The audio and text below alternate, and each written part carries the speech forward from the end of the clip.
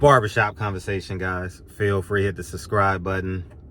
Just pulled up to the gym. Got my sweat jacket, got my waistband, about to get it in. Got my Wilder sweater on. And I'm gonna tell you about my Morty, right? The last time I heard a Carissa Shields rap, she says, "I'm not someone's something, I'm somebody's wife." And I was like, wow, that was impressive, right? And I even said it on the live show. I was like, man, I was very impressed that Carissa Shields was rapping about being someone's wife.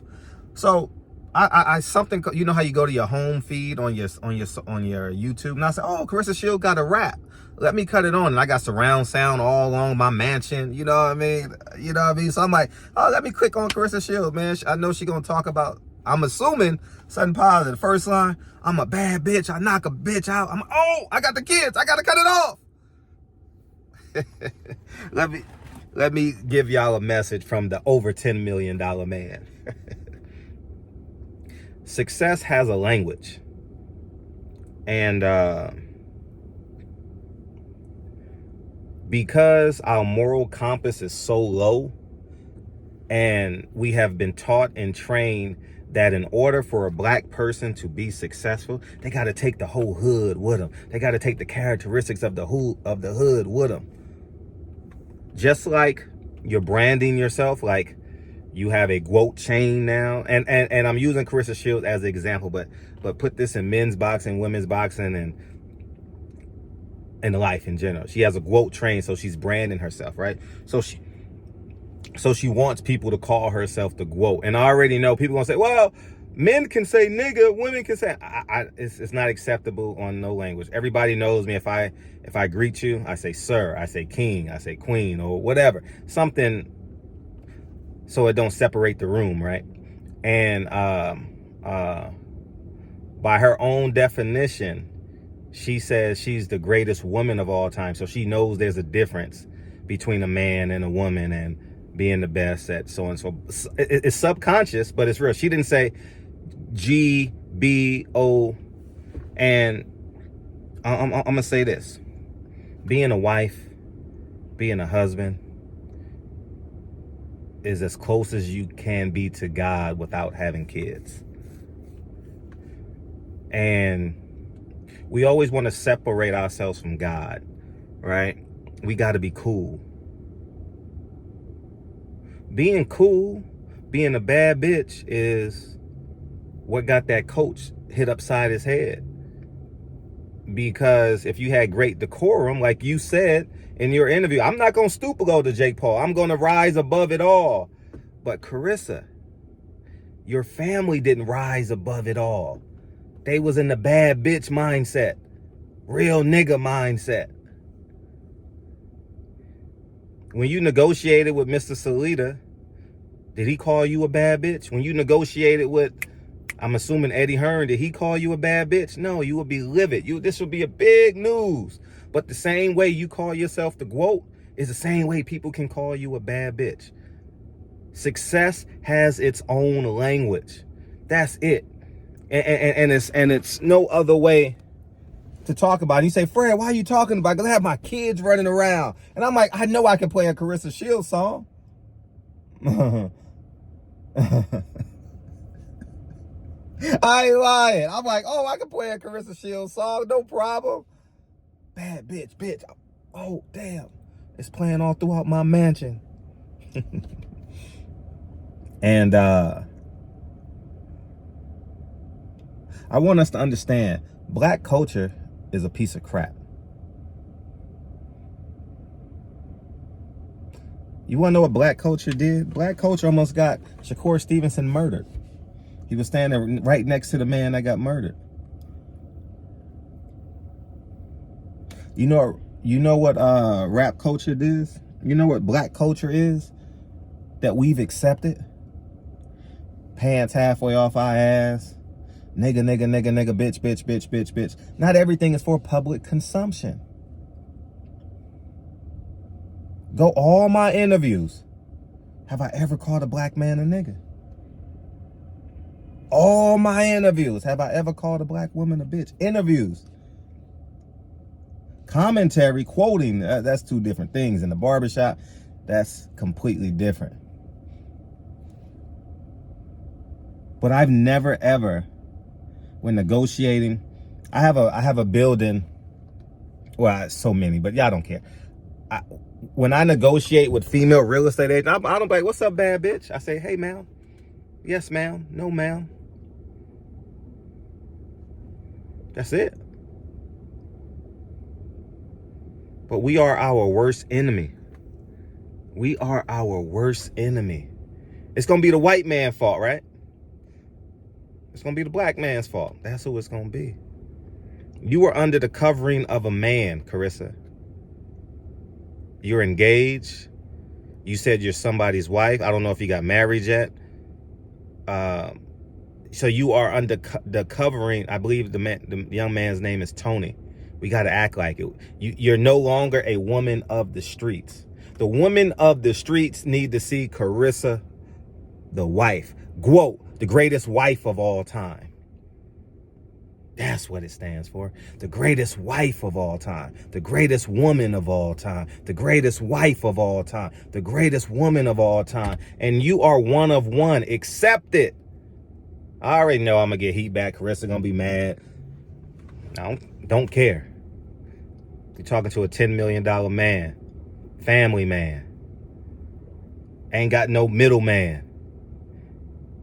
Pick up my kids every day at 2:15. I make $1 million. See, the irony about this is Fred always talking about his money. But y'all not mad at Carissa Shield for saying I'm a bad bitch? You see how immorally bankrupt we are?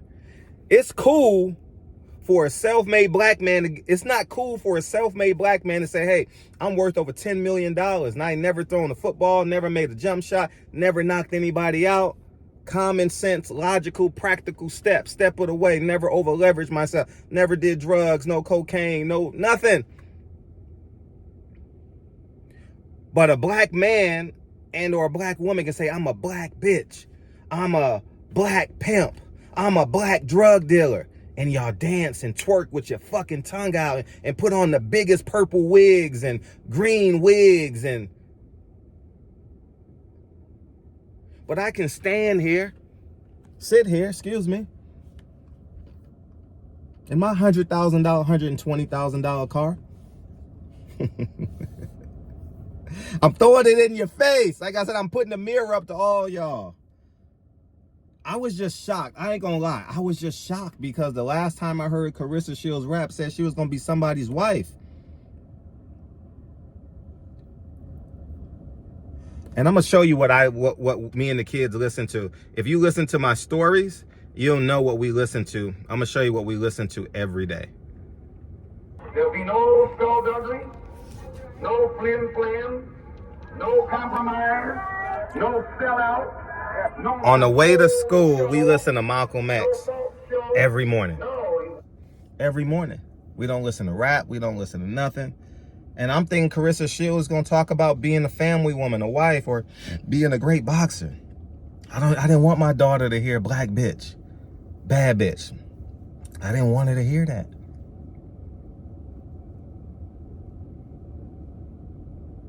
And you say, oh, but the men, yeah, women are different. Yes. Yeah, you're different. You carry kids, we don't. You got a man that protects you. That's a beautiful thing. And by all accounts, y'all are madly in love. And it's beautiful to see. It's beautiful to see a woman who's won 2 gold medals.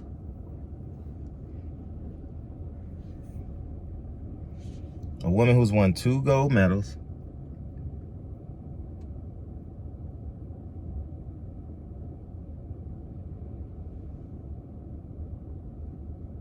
Damn. You say you one of one, right? No one has done what you've done. So why are you acting like everybody else? I don't sit on the corner and pretend I've never, the 8 years I've had this platform, I've never pretended to be a street dude. Never, not one time. Y'all laughed at me in the barbershop. Fred, when was the last time you felt like a thug? I said when I heard the 50 Cent album and the whole barbershop laughed at me. Because I'm not a thug. Don't want to be one. Have no aspirations to be a thug, a pimp, a drug dealer. Nah, none of that. And that's foreign to y'all. That's foreign that I don't want to sell you drugs. That's foreign to you. That's foreign to you that I don't look at a black man and want to rob him. That's foreign to you. I don't brag about pimping black women. That's foreign to you. What Nipsey Hussle say? I'm going to paraphrase. Like, it broke his heart. He was looking for a man that had the same sauce he had, that walked like him, talk like him. That's foreign to us.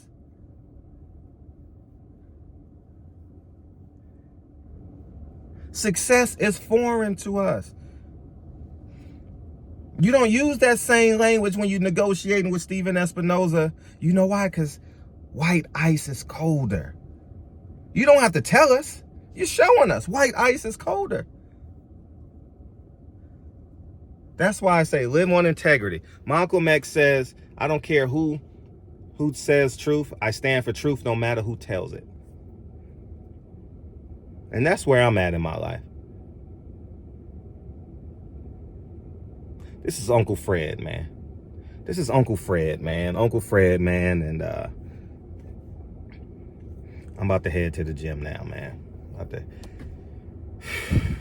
It's just demoralizing. A two-time gold medalist.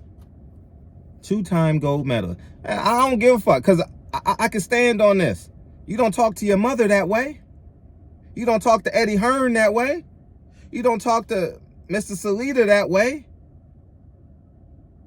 We so used to having middlemen and being compromised. We don't even understand what it's like to be free in America. You have the right to be free in America. Yes, black woman, black man, you have a right to be free in America. I am a living proof of it. One bad apple don't ruin the tree. There's going to be racist people. They're going to say some things. If they have more influence than you, they're going to try. But guess what? It don't infringe upon my freedom. That's a moment in life. That's a blimp.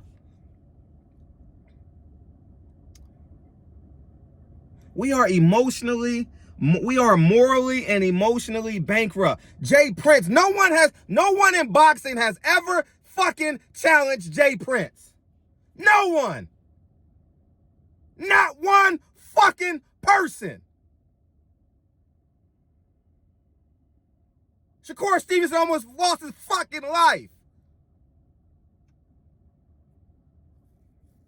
But it's cool. Mob ties. Bad bitch.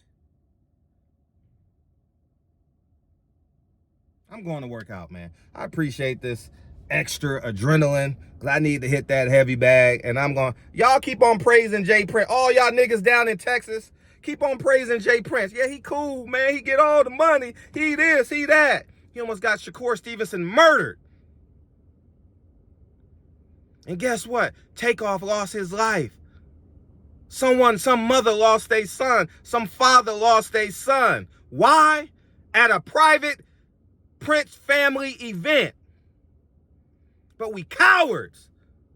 We fucking cowards. Jay Prince get to fucking walk around boxing like he's a motherfucking god. And we don't say a goddamn thing. I'm gone. Peace.